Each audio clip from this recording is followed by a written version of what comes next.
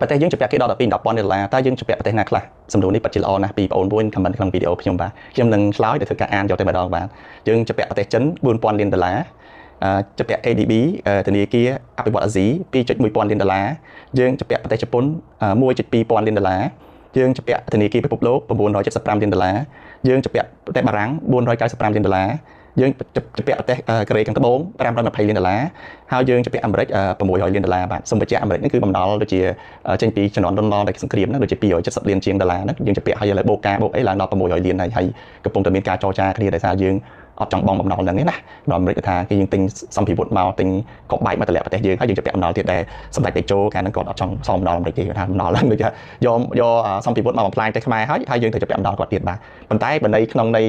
រដ្ឋាភិបាលគឺបំណុលគឺត្រូវផ្ទេរពីរដ្ឋាភិបាលមួយទៅរដ្ឋាភិបាលមួយអញ្ចឹងគឺអត់មានអាច cancel បានទេបាទមានតែការចរចាបាទយើងមិនអាចទៅ cancel បំណុលហ្នឹងបានទេ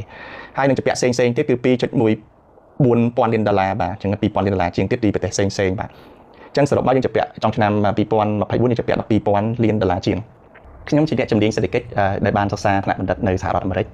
ហើយក៏ត្រឡប់មកស្រុកខ្មែរវិញក៏ធ្វើចំនួនមួយចំនួនឥឡូវនឹងសប្បាយចិត្តនឹងការចែកម្លែកទាក់ទងនឹងសេដ្ឋកិច្ចនិងចំនួននៅប្រទេសកម្ពុជាក៏ដូចនៅក្នុងពិភពលោកហើយបើសិនជាបងប្អូនចូលចិត្តវីដេអូខ្ញុំសូម